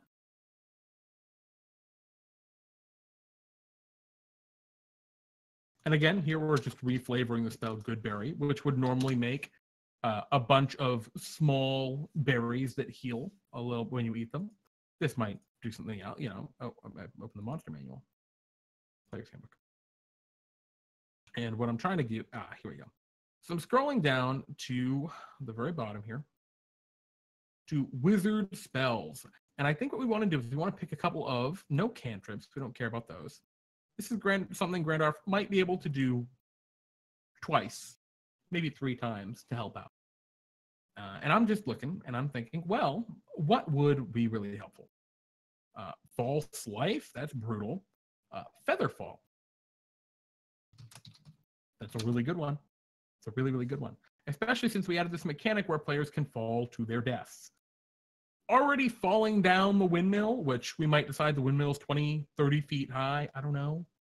I will play that one by ear, depending. You know, if we have high tier characters that can fly, all right, I'll make it a 40 or 50 foot tall fucking windmill. If I have level 2 characters that are like, I'm a goblin wizard, I have 9 hit points, I'll make it like a 25 foot tall windmill, or maybe like a 15 foot tall. It'll be a small windmill, because it's just not fun to instantly fall to your death. And so something like Featherfall, really good option to just give the NPC companion. What else? Oh, Featherfall, for those unaware, prevents falling damage on a character when they would fall. It slows them into a nice soft pluff. What else would be great? I'm looking at a lot of these, and they're all attacking abilities, so maybe there's no other level 1 spells. Or at least none that I really care about. Blindness, Deafness, maybe it debuffs the creature. Not a bad idea, but I don't like that. Usually when I'm picking an NPC companion spells, I want something that's going to happen every time and have a small effect. I don't want something with a potential incredibly powerful effect like blindness or deafness. And so maybe like a blur. You can blur an ally. That would not be a bad idea. Enlarge / reduce would be a great one. You can enlarge an ally. So actually, I'll put that on there. I'll put enlarge. So Grandorf can make someone bigger. They can battle the bird. I don't want like invisibility or hold person or anything like that. Misty Step, no. All right, and anything at level 3. Yeah, maybe like a haste would be very, very good to make a martial character very powerful. Might be way too powerful, but I'll put that on there as like a last. Maybe I'll do this. So here are some cool ways that Grandorf, the NPC they're trying to rescue, can help them if needed. I'm not going to start off with this. This is just maybe I will do this. Cool. So we have the battle starting to unfold a little bit. We have our main condition here. It's unstable. Moving around is hard. And maybe we add to this unstable, right? Moving more than half total speed. No, I don't want to do that. That's going to be too complicated with theater of the mind. I was thinking if they move too fast, they might fall, but that's getting unnecessary. Okay, so we have our confrontation kind of figured out. We have our stats for the rock. We have potential allies for the rock in case we underestimated how dangerous it would be. We have potential allies for the players. I'm sorry, because we overestimated how dangerous it would be. We have potential allies for the players in case we underestimated how dangerous it would be. And we have our environmental condition, which is going to make the fight more difficult than, or not more difficult, but interesting, engaging, different. This environmental condition, you know, it could be like just being underwater. It could be an extreme like humidity or something. Maybe they're in a swamp and things are very flammable, which is an interesting environmental condition. Like, yeah, a fireball will just ignite the whole swamp around you. That's really neat. There's a lot of ways you can make these cool environmental conditions. Anyway, things are looking good right now. I'm liking where we're going. Our confrontation ended up just being the same regardless of where. And I think back on that regard, if the players go to the windmill, rather than the rock seeing the windmill as a threat, which is what we had originally decided, if the players go to the windmill, so why is the rock destroying the windmills, right? And there's one windmill left. Maybe the rock made its nest in that one windmill and destroyed the others for that reason. And maybe that's another way to get the rock to leave, is destroying the windmill. In which case, the players have to survive the rock while breaking down the windmill. I think keeping that up in the air rather than 100% deciding it's one thing is a really, really, really good tactic and kind of strategy as a dungeon master when you're planning these kinds of encounters. If there are multiple like reasonable potential options as to why something happens or why a character would do something or why a monster would do something, leave it open. Keep these options in mind. Maybe it sees the windmills as threats. Maybe it is trying to destroy all the windmills that aren't the one it's nested in. Maybe it is trying to mate with the windmills, right? It can be any of these things. Maybe it's built its the nest in the windmill. Maybe it hasn't. And so we can figure all this stuff out as we're going. You know, original plan was that Grandorf was in the nest. Maybe Grandorf is in the nest and the nest is in the windmill. If the players never go out into the forest looking for the rock, the nest might as well be in the windmill.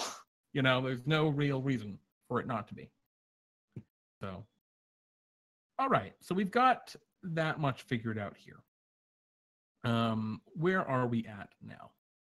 I think we're actually finally up at this challenge 2 here. And this is where we have an interesting challenge, or an interesting thing to think about. A conundrum, as some might say. There are 2 options. If they're going to the windmill to battle the rock at the windmill, that's a lot different than if they're going to the forest to battle it in its nest, or in the place we originally thought the nest would be. So I think what we want to do is have 2 versions of this as well. And this is going to be a lot easier than I think we really need. So it's a challenge, moderate, it's either a skill challenge or a combat. And it's reaching the nest. Yeah, and this is reaching the windmill. Windmill. How do we make this happen? So what challenge do we put in here? This is going to be their first real taste of combat, and it's going to tie directly in. We're going to very simple for the skill challenge. We could make this very simple, and I think that's important to think about when you're taking a short form game. Like, I want this to be run in an hour, maybe an hour and a half. And so if they spend a ton of time on challenge 1, maybe challenge 2 doesn't happen.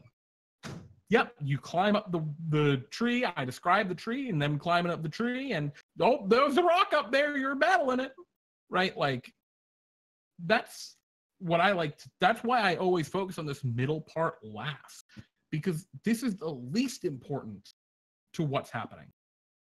Setting the scene with challenge 1 and the conclusion are the 2 most important parts. In practice, I might not run these if I'm out of time, or if I'm running short on time, if people dawdle in challenge 1. I do that all the time. I would say about 25% of my games, I skip one of the challenges I had planned because players dawdle on an earlier challenge. And it's fine because they have a blast. But yeah. So anyway, just have the innards of the windmill, very mechanical. Clock tower, difficult scale. Yeah, I mean, that's definitely a way we could do it. I was going to say we could do some other stuff too with that. And I kind of want to look at it in some other ways. So let's just hold up a second before we get into that, because we could make them the same. You're right. Oh, no. People dawdle more than 25% of the time, V-Bunny. You're absolutely correct. It's just, I only acknowledge, like, it's only about 25% of the time that I realize people are dawdling too much and then choose to skip a middle challenge that, like, I should have skipped. I'd say about 25% more of the time, I run the middle challenge anyway, and then we're way over time. Anyway, so let's stick back on these challenges. So how can we run this? Well, oh, so the rest of the time I just go over. Yeah, exactly, V-Bunny. You understand? I always go over. So let's look at the reach, nest, climb tree part. They got to climb a tree. So climbing the tree requires balance. So do I want to just reuse this mechanic? Oh, where is it? Yeah, this unstable mechanic. Maybe. Probably not.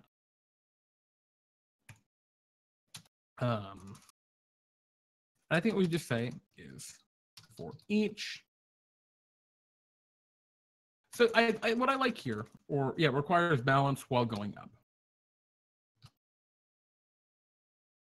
And I think what we just say is if moving up more than 10 feet must succeed on DC.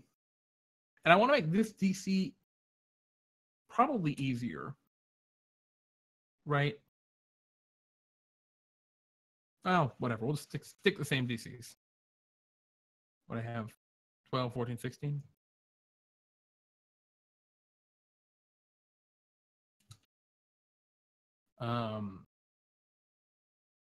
Acrobatics. Making acrobatics is going to be a little better. More people will be proficient with it, probably. Or fall. And if moving up less than 10 feet, no falling. Nice and simple. What's the actual threat? So this is a puzzle. It doesn't feel like a puzzle. It sounds like it feels more like a trap. But really, it's a puzzle because it's very clear. And you can be very frank with the players and say, yeah, if you move more than 10 feet vertically and around, or maybe we just say more than 5 feet, you got to move painfully slow. You got to roll a check or fall. And maybe actually I will probably say athletics or acrobatics. And so we say if moving less than 5 feet, no falling. And so the players have a reason to like, oh, maybe I don't try and climb too much, maybe I do, and blah, blah, blah, blah, blah. And I think the key here is we put some sort of hazard in the middle that won't chase them up and won't chase them down. But it's just in that middle part, which means they want to go quickly through the middle, so they want to climb fast. But otherwise they have to face a hazard. And so getting around this hazard, that's their skill challenge.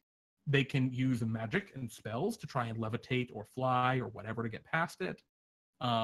They can use their skills. They could use some of their magic items. There's a lot of things that they could do to try and get past. I think that's cool. I love that. So we can think like bees, lots and lots of bees.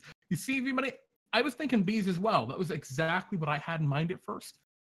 But then I got down to here, and we have bees as the main ally to the rock later on. So I don't know if we really want to go with bees.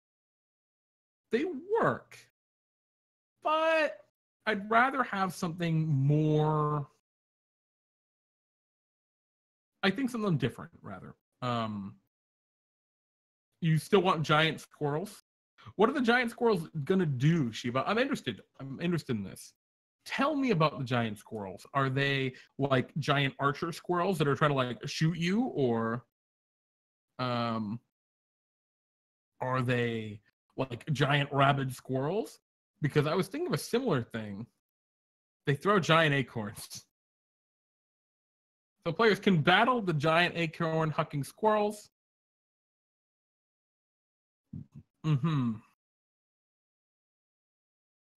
Excuse me. Okay, so we can just say giant squirrels live in the tree, kept safe due to the proximity of the rock. Locusts could be a swarm of locusts. Yeah, I was thinking like termites or something, actually, is what I kind of had in mind. That kind of fits sort of on the rot grub side of things, too. Yeah. Hard. This also could be a social challenge, then, if they try and invent the squirrels. No, we don't mean any harm. But, I like these giant squirrels. I think it's funny. It's goofy. It's very D&D time. Yeah, I know they're birds. They're not rocks, but they're rock. Anyway, giant squirrels kept safe due to the proximity of the rock. Sure, they have a nest inside the tree.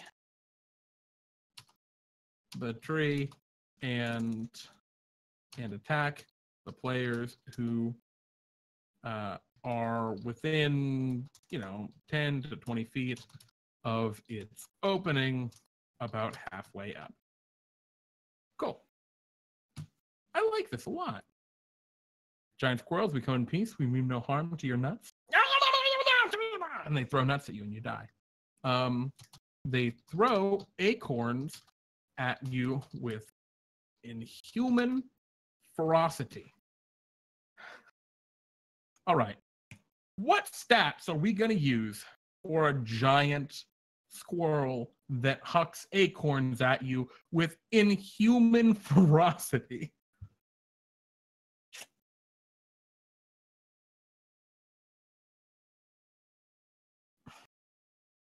Anyway, let's figure this out. It's actually pretty easy. There's some joke face right there, but oh god, Cyclops, you're a monster, Shiva. Jesus, do you want to be in this game? I'll put you in this game and we'll make it a Cyclops. What I was gonna do, this is gonna be great. I'm gonna blow your mind with this one. You ready? Giant rat.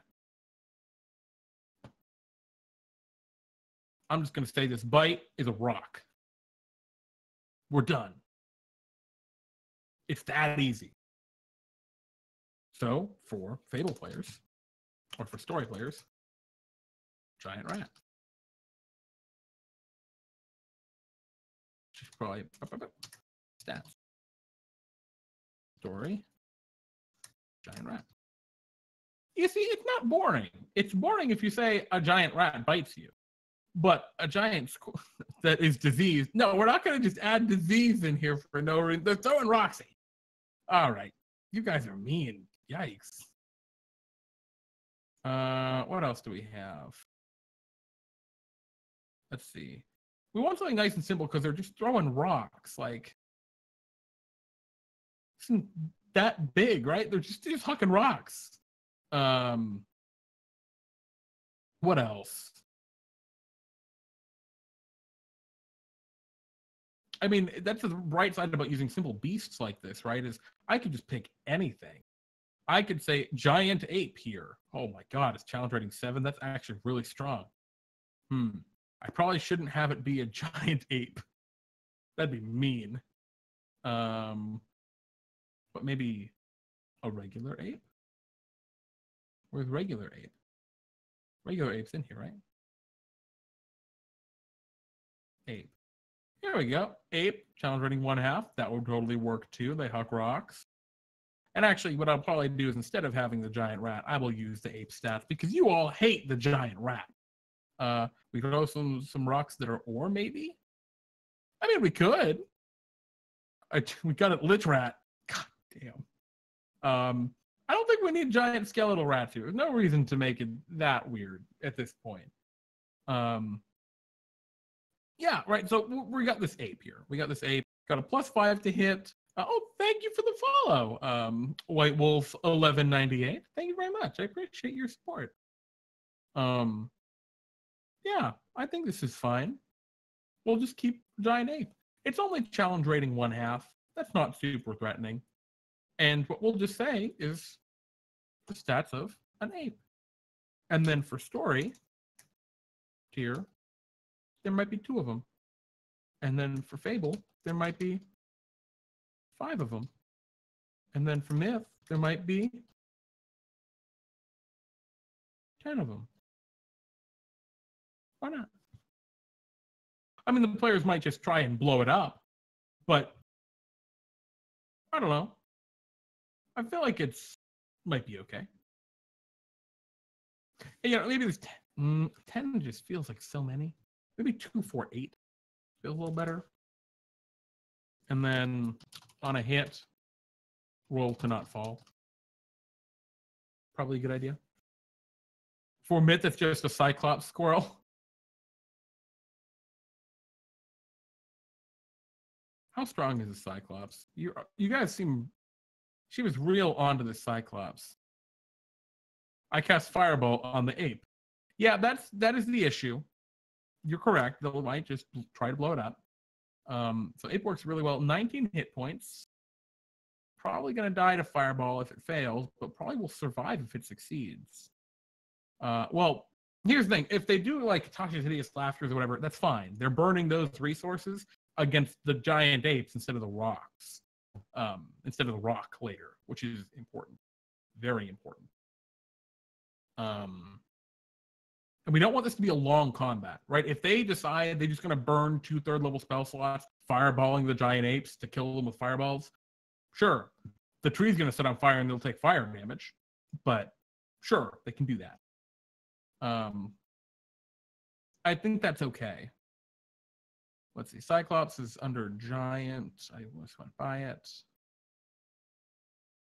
Okay, let's see the Cyclops. You're all about, Shiba. Flesh Golem, Clay Golem. This has to be Clay Golems. Oh, wait, where'd Cyclops go? Did I pass it?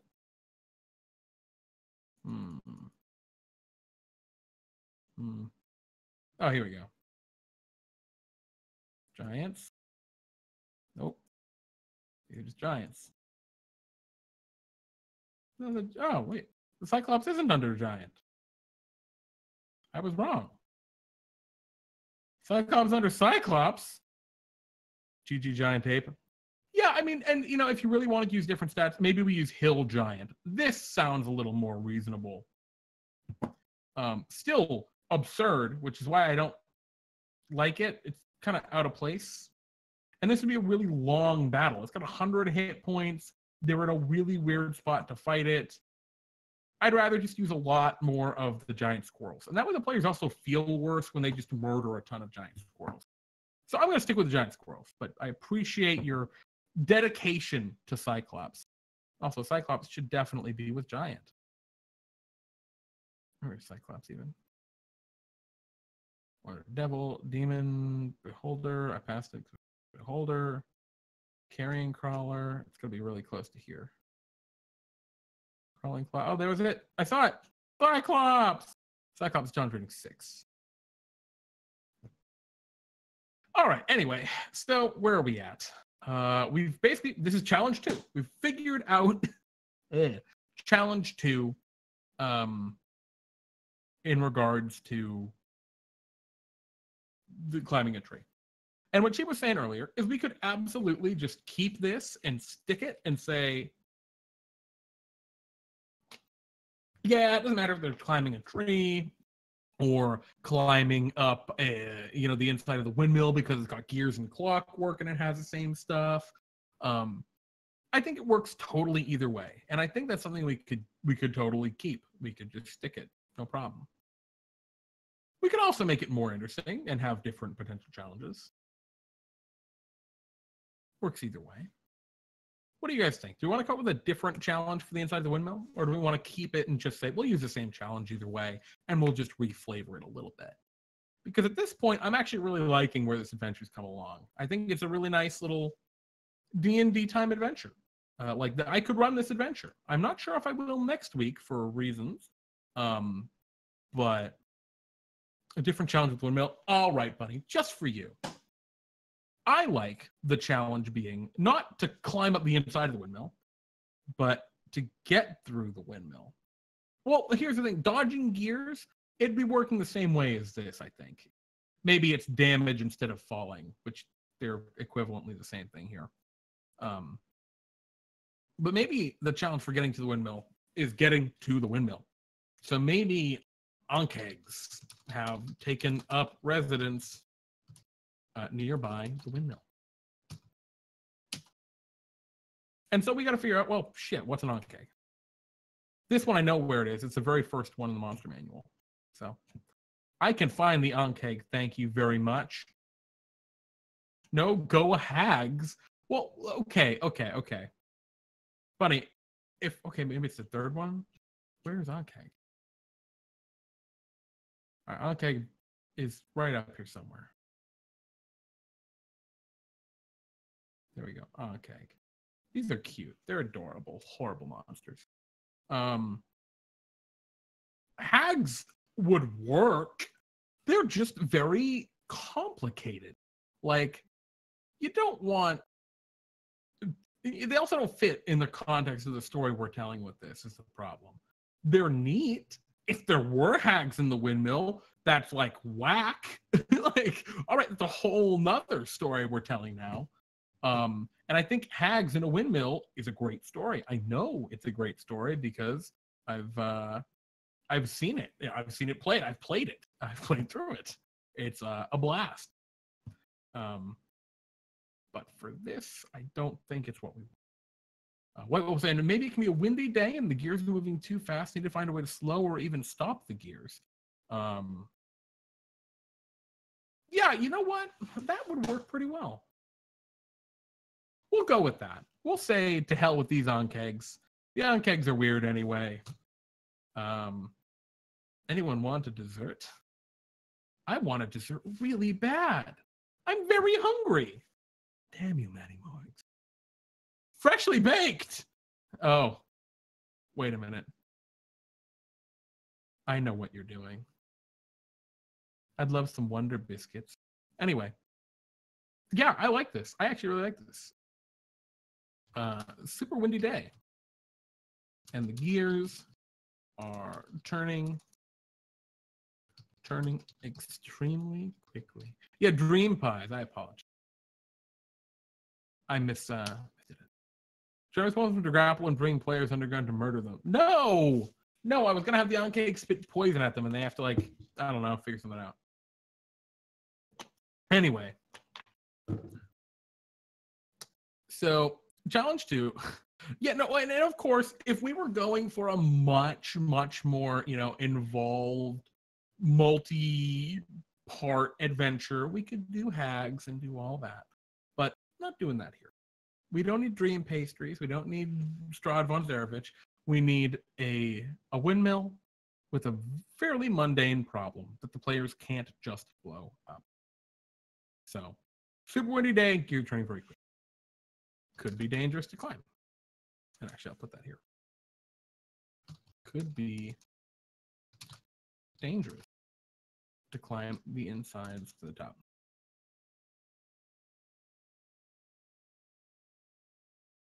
Okay, so, and I think we have two things here. If the players try to scale the outside, we can just say, too steep with the amount of wind. There we go. And I actually really like this because we can go back to this unstable and we can add super windy. It's also very windy. That's another reason we have this other effect later on. Anyway, so back to our windmill here. Too steep with the amount of wind, so they can't scale the outside. Now, if they have some sort of magical way of getting up there, they do, and they pretty much evade that whole challenge. But if they fall off later on while battling the rock, they'll have to deal with that challenge that they skipped. So I still think that's okay. Okay, so this is challenge 2. The players trying to scale outside is too steep. If they're trying to get inside, this has to be some kind of a skill challenge to clog gears, probably. And maybe there is a 5 successes before something. Yeah, I think what we can just do, 5 successes. Oh, why? Hello. We had another follow. Hello, my follow friend. Daredevil 99. Thank you very much for your follow. Your support is appreciated. But really, yeah, thanks a lot, guys. We really appreciate all the love. All right, so skill challenges, 5 successes total. So I'm treating this kind of like a skill challenge from 4th edition. 5th edition doesn't have skill challenges anymore in the same way. And I like the idea that, so the way skill challenge is going to work here, players use skills, magic items, or just kind of clever ingenuity. So rather than magic items, or clever ingenuity to disable slash. Don't try to sound sarcastic, Joe, when you thank everyone. No, I really do mean it. Thank you. I'm sorry if I sound sarcastic. I appreciate everything. I just don't know how to say it.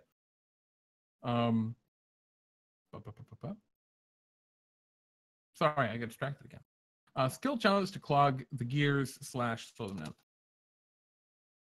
down. So they can use skills, items, or clever ingenuity to disable or slow them down. Hey, I mean, I don't know what else to say, V-Bunny. I mean to be genuine. I'm just like, I don't know what to say. I mean, thank you. That's all I got. I don't got anything more than that. So this could be a player could say, like, I use athletics, right, to hold on to the gear and try and, like, hold it to keep it from turning. This could be a player being like, I take my immovable rod and try and jam it in here and there. Stuff like that. And I think what we can say is, so it's 5 successes before 3 failures, right? So, and we'll give that a DC of like 13. It's a reasonably hard DC, but if the players use skills and abilities that they're like, they feel confident with, they can get this. They have a very high chance of success. So, and I think what we can just say is, when climbing up the inside of, when climbing up the inside of the windmill,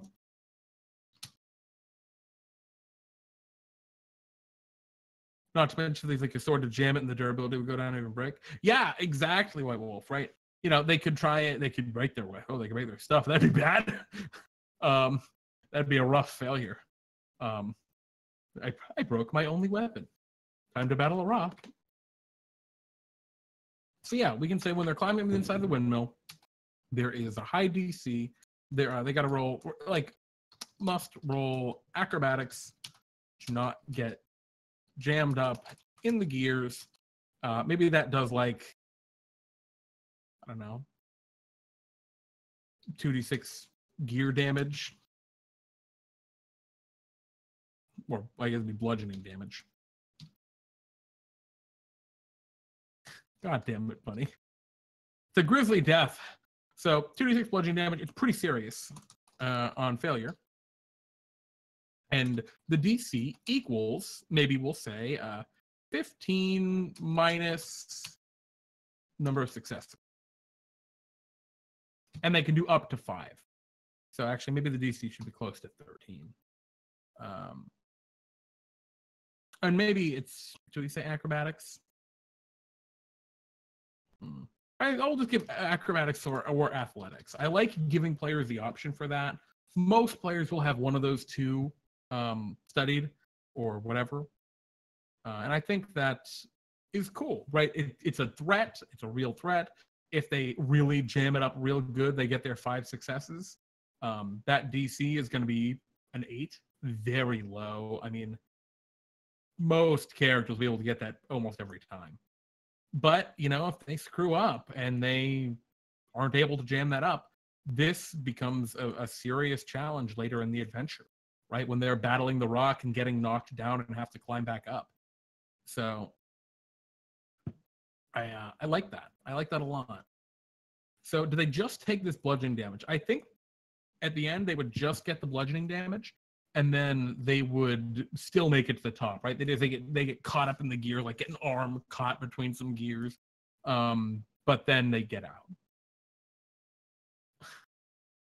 Hey, buddy, having fun? You were walking on the beach and you stepped on a rock, but it wasn't a rock. Oh, I thought you were going rock lobster here.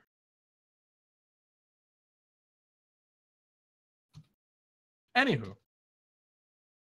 Yeah, so I like this. We got a nice, a much more mundane challenge that still has a reasonable amount of threat. And actually, I need to rephrase this here. Players have reached the base of the windmill with, we can just say,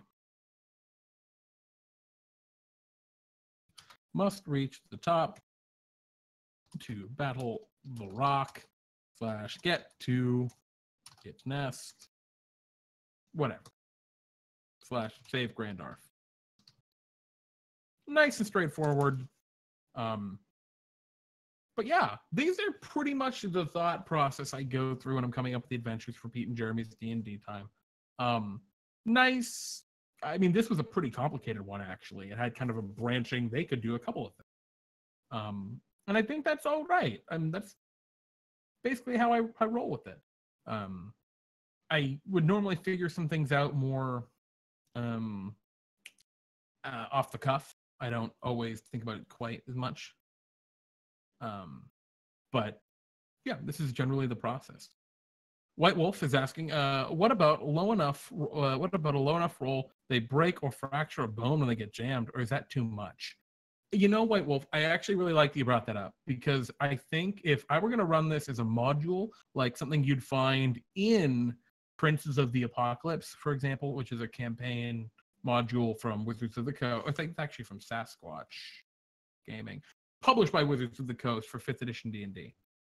Putting something like that in a module would, I think, be okay. Maybe you would you'd add mechanics for what a broken bone would do. And I think there are actually some options, some alternate injury rules in the Dungeon Master's Guide. This isn't the Dungeon Master's Guide. This is the Dungeon Master's Guide. And I don't know, injury. I think I spelled injury wrong. I did. I spelled it totally incorrectly. So somewhere in here, there's a table of injuries. And we're looking at poisons. What I want. Nope. No. Here we go. So lingering injuries. And this table would be a great thing to go with, actually, if you're going for something like that. If you really wanted to make it like gritty and realistic. Lose an eye. Yeah, something pokes you in the eye, splintered spears out and gets you. You lose an arm or a hand, you lose a foot or a leg, right? These are some brutal broken ribs you crush between some gears, right? These would work if that's what you wanted to do. And if I were making this into a full module, I would be 100% behind doing that. And yeah, she was saying we would need some mechanics as to what that means. Well, here you go. Here are the mechanics for what that means. And you could also come up with your own mechanics. These are just some examples of how you could use injuries in your adventure. But yeah, in D&D time, where we have 1 to 1.5 hour adventures that are meant to be very much self-contained, like episodic in nature, this isn't really up our alley for that, just because they're a little too excessive, I think, for us in our context. But in a home game, I've used these. I mean, my in the home game I run for my girlfriend, actually, her character lost an eye to Old Blackwing. Funny enough. If y'all are familiar with the D&D time adventure we just ran, Old Blackwing was a monster that did exactly this. It ripped limbs apart. It's a horrible monster.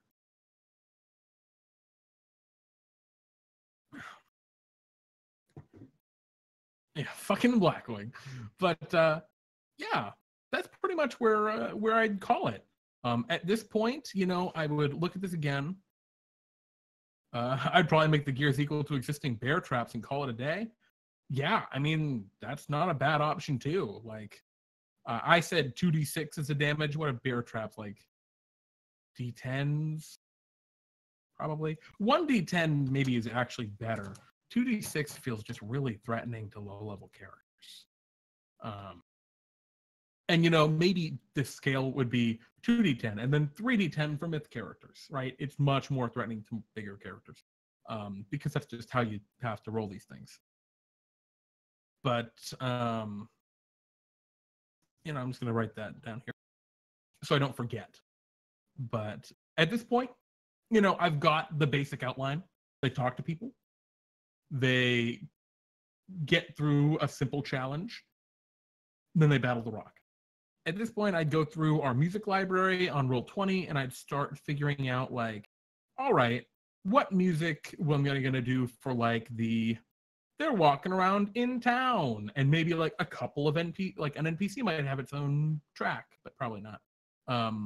And then what music would I have for this part? What track would be them climbing up and being attacked by the giant squirrels? It'd probably be something goofy because they're giant squirrels throwing acorns at people. That, or I'd make something like extremely like intense for this moment because it's so silly. And then, for this one, I don't know what I'd do. Maybe it would just be some nice ambiance. And depending on if they were doing well with the challenge, I don't know if I need any music really, besides some like standardy adventure kind of backtrack like thing. But actually have a really good windmill soundboard or sound bite that I'd want to use for this. But and if they started doing really poorly, I definitely do some like goofy like whap whap whap whap kind of stuff, just because that's how we do in DnDTime. It's like, oh, it's a windmill, our nemesis. And then of course for the conclusion, we'd have some epic battle stuff ready for the rock, because that's their big battle, is fighting this rock. Probably 1 or 2 tracks, maybe 3.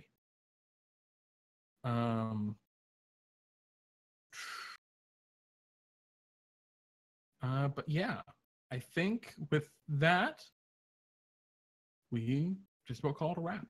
V-Bunny was putting a comment out there saying maybe it's more or less threatening depending on what level you are. V-Bunny, I think in a way that works. Obviously, that's the fairest way to do it. The reason we don't do it like that is, and I know this is going to sound dumb coming from me, there's a level of realism we try to kind of stick with, realism, but where a trap is going to do the same damage to any 2 characters. I've just set that based on the overall party hit points. That's why we have our different ranges for adventuring tiers. I don't want a trap to do 3 times more damage to a level 3 character than a level 1 character, just because they're level 3.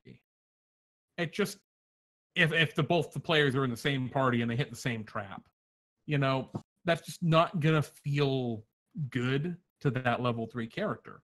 And obviously it's not gonna feel good level 1 character either, but it's gonna feel worse being punished, it feels like, compared to the people you're actively adventuring with.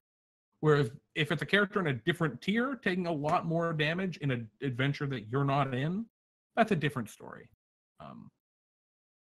So anyway, that's just our kind of thought on that. But anywho, I'm bubbling around, rambling and burbling and blah, blah, blah, blah, blah, blah. That's a wrap, I think. We have our DnDTime adventure. We don't have a name for it. What do we want to call it?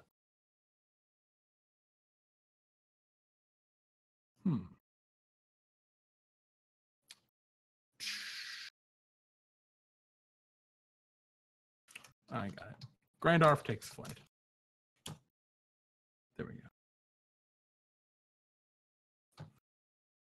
Boop. And we've got a silly adventure. Thank you all for hanging out, for giving me your awesome ideas. Those are some really good cues coming from you guys. I hope. Oh, Rock-a-Bye-Bye is a baby. Oh, way better. Rock Bye-Bye is a baby. Wait, this has nothing to do with babies, but I like it.